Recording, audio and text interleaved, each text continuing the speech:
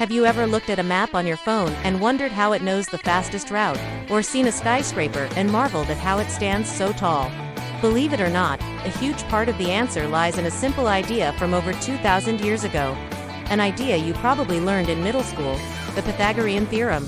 You know, a squared plus b squared equals c squared. It seems like just another formula from a dusty textbook, right? But what if I told you this simple equation is one of the most powerful tools humanity has ever invented? It's not just about triangles. It's about how we see, measure, and even build our entire world. Today, we're going on a journey to uncover the secret life of the Pythagorean theorem and see how it literally shapes our reality. Let's travel back in time to ancient Greece. Around 500 BC, imagine a brilliant thinker named Pythagoras and his followers, a group known as the Pythagoreans. They weren't just mathematicians. They were more like a philosophical and religious brotherhood. For them, numbers were the building blocks of the universe. They believed everything, from the harmony in music to the movement of the planets, could be explained with whole numbers and their ratios.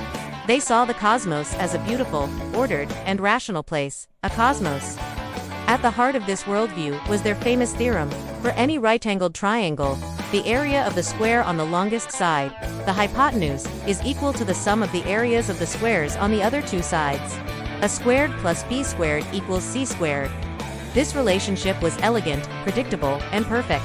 It confirmed their belief that the universe was governed by neat, understandable numerical rules. This was a revolutionary concept. Before Pythagoras, people built things. Sure, the Egyptians built pyramids. The Babylonians had sophisticated astronomy. They used practical rules of thumb that worked. But the Greeks, led by thinkers like Pythagoras, were among the first to formalize these ideas. They didn't just want to know that a rule worked. They wanted to prove why it worked, universally and for all time. The Pythagorean theorem wasn't just a handy trick for builders. It was a profound statement about the very fabric of space. It was the beginning of what we call the mathematization of reality, the idea that the physical world can be described and understood using the abstract language of mathematics. This was a monumental shift in human thought. It's the idea that there's a hidden mathematical structure underneath everything we see and touch. But here's where the story takes a fascinating and ironic twist.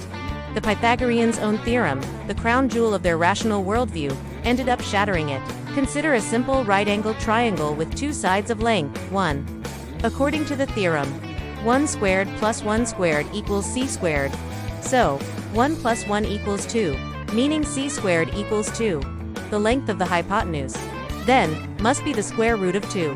The Pythagoreans tried to express this number as a fraction, a ratio of two whole numbers, in line with their belief system. But they couldn't. No matter what fraction they tried, it was never quite right. Legend has it that one of Pythagoras' own students, Hippasus of Metapontum, proved that the square root of 2 could never be written as a simple fraction. It was what we now call an irrational number. This discovery was catastrophic for the Pythagoreans.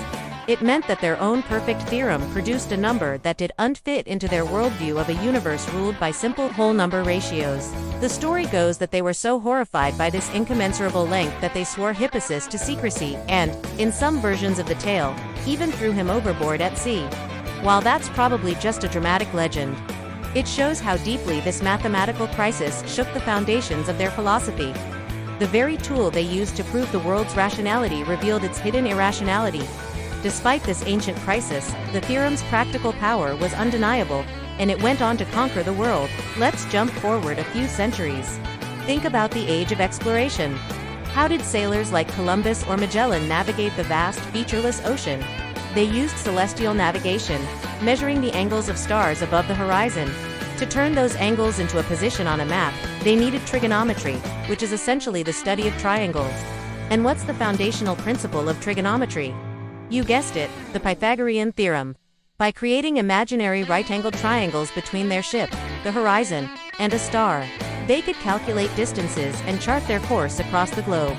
The world wasn't just being explored. It was being measured, mapped, and mathematized, one triangle at a time. This legacy continues in every aspect of our modern lives. Take construction and engineering. When an architect designs a building, they need to make sure every corner is a perfect 90 degrees. How do they do it? They use the 3-4-5 rule, a classic Pythagorean triple. If you measure 3 units along one wall and 4 units along the other, the diagonal between those 2 points must be exactly 5 units for the corner to be a true right angle. 3 squared is 9, 4 squared is 16, and 9 plus 16 is 25, which is 5 squared.